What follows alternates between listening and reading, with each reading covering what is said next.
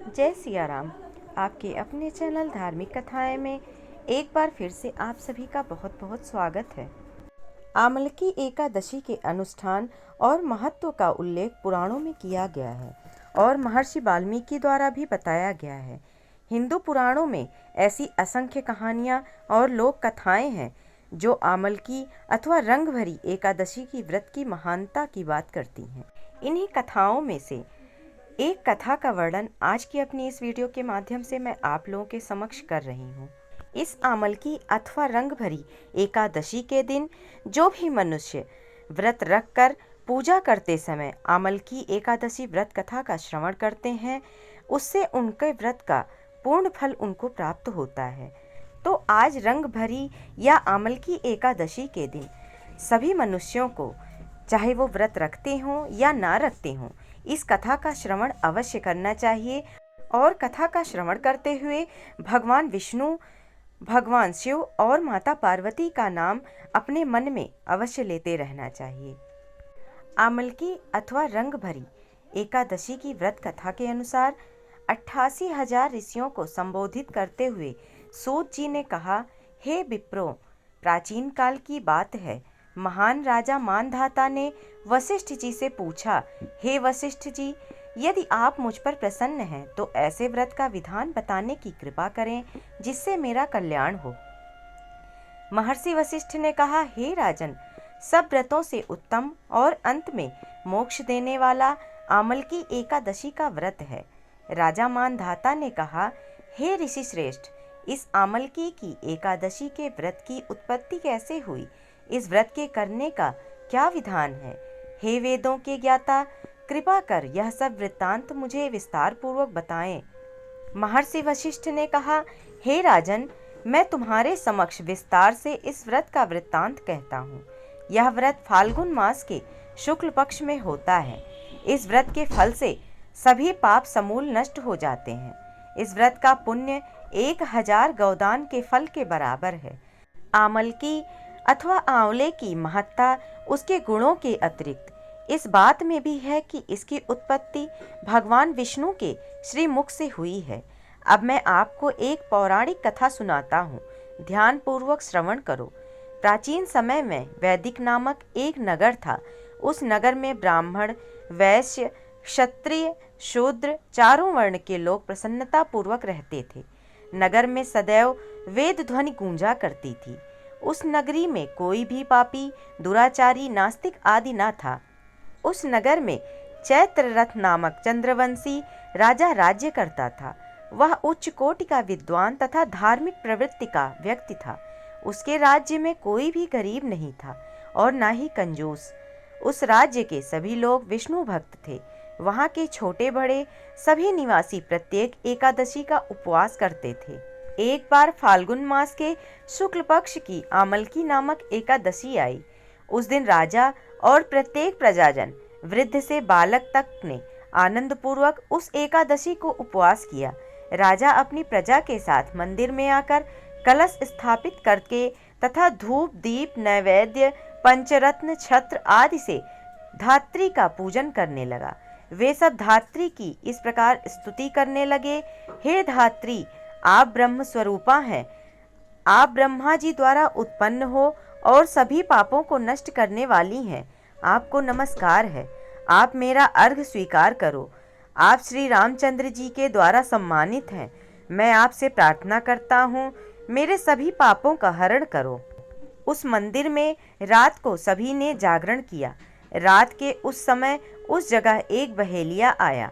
वह महापापी तथा दुराचारी था। अपने कुटुंब का पालन वह जीव हिंसा करके करता था। वह भूख प्यास से अत्यंत व्याकुल था। भोजन पाने की इच्छा से वह मंदिर के एक कोने में बैठ गया। उस जगह बैठकर वह भगवान विष्णु की कथा तथा एकादशी महात्म्य सुनने लगा। इस प्रकार उस बहेलिये ने सारी रात अन्य लोगों के साथ जागरण कर व्यतीत की। प्रातःकाल सभी लोग अपने अपने निवास पर चले गए। इसी प्रकार वह बहेलिया भी अपने घर चला गया और वहां जाकर भोजन किया। कुछ समय बीतने के पश्चात उस बहेलिये की मृत्यु हो गई। उसने जीव हिंसा की थी, इस कारण वह घोर नरक का भागी था। परंतु उस दिन आमलकी एकादशी का व्रत तथा जागरण के प्रभाव से उसने राजा विदुरथ के यहाँ जन्म लिया। उसका नाम वसुरथ रखा गया। बड़ा होने पर वह चतुरंगिणी सेना सहित तथा धन धान्य से युक्त होकर 10 सहस्त्र ग्रामों का संचालन करने लगा।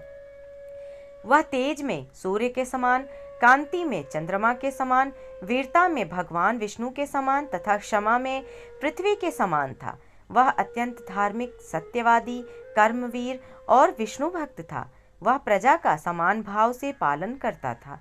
दान देना उसका नित्य का कर्म था। एक बार राजा वसुरथ शिकार खेलने के लिए गए। दैव योग से वन में वह रास्ता भटक गए और दिशा का ज्ञान न होने के कारण उसी वन में एक वृक्ष के नीचे सो गए। कुछ समय पश्चात पहाड़ी डाकू वहां आए और राजा को अकेला देखकर मारो मारो चिल्लाते हुए राजा वसुरथ की ओर दौड़े। वह डाकू कहने लगे कि इस दुष्ट राजा ने हमारे माता पिता, पुत्र पौत्र आदि समस्त संबंधियों को मारा है तथा देश से निकाल दिया है। अब हमें इसे मारकर अपने अपमान का बदला लेना चाहिए। इतना कह वे डाकू राजा को मारने लगे और उन पर अस्त्र शस्त्र से प्रहार करने लगे। उन डाकुओं के अस्त्र शस्त्र राजा के शरीर पर लगते ही नष्ट हो जाते और राजा को पुष्पों के समान प्रतीत होते। कुछ देर बाद प्रभु इच्छा से उन डाकुओं के अस्त्र शस्त्र उन्हीं पर प्रहार करने लगे, जिससे वे सभी मूर्छित हो गए। उसी समय राजा के शरीर से एक दिव्य देवी प्रकट हुई। वह देवी अत्यंत सुंदर थी तथा सुंदर वस्त्रों तथा आभूषणों से अलंकृत थी। उनकी भ्रिकुटी टेढ़ी थी। उनकी आंखों से क्रोध की भीषण लपटें निकल रही थी। उस समय वह काल के समान प्रतीत हो रही थी। उसने देखते ही देखते उन सभी डाकुओं का समूल नष्ट कर दिया। नींद से जागने पर राजा ने वहां अनेक डाकुओं को मृत देखा। वह सोचने लगा, किसने इन्हें मारा? इस वन में कौन मेरा हितैषी रहता है? राजा वसुरथ ऐसा विचार कर ही रहा था, तभी आकाशवाणी हुई, हे राजन, इस संसार में भगवान विष्णु के अतिरिक्त तेरी रक्षा कौन कर सकता है? इस आकाशवाणी को सुनते ही राजा ने भगवान विष्णु को स्मरण कर उन्हें प्रणाम किया। फिर अपने नगर को वापस आ गया और सुखपूर्वक राज्य करने लगा। महर्षि वशिष्ठ ने कहा, हे राजन, यह सब आमलकी एकादशी के व्रत का प्रभाव था। जो मनुष्य एक भी आमलकी एकादशी का व्रत करता है वह प्रत्येक कार्य में सफल होता है और अंत में बैकुंठ धाम को प्राप्त करता है।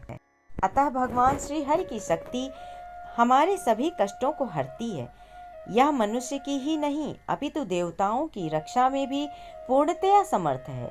इसी शक्ति के बल से भगवान विष्णु ने मधुकैटभ नामक 2 राक्षसों का संहार किया था। इसी शक्ति से उत्पन्ना एकादशी बनकर मूर नामक असुर का वध करके देवताओं के कष्ट को हर कर उन्हें सुखी किया था। भगवान विष्णु की कृपा दृष्टि अपने भक्तों पर सदैव बनी रहे। इसी कामना के साथ अब मैं अपनी वाणी को विराम दे रही हूँ। आशा करती हूँ आप लोगों को यह वीडियो अवश्य ही पसंद आई होगी। यदि वीडियो पसंद आई हो तो कृपया लाइक करें और यदि आप मेरे चैनल पर नए हैं तो चैनल को सब्सक्राइब करना ना भूलें। साथ ही बेल आइकन को भी प्रेस कर दें ताकि मेरी वीडियोस के नोटिफिकेशन आप सभी को मिलते रहें। और कमेंट बॉक्स में भगवान श्री हरि विष्णु का नाम भी अवश्य लें। धन्यवाद।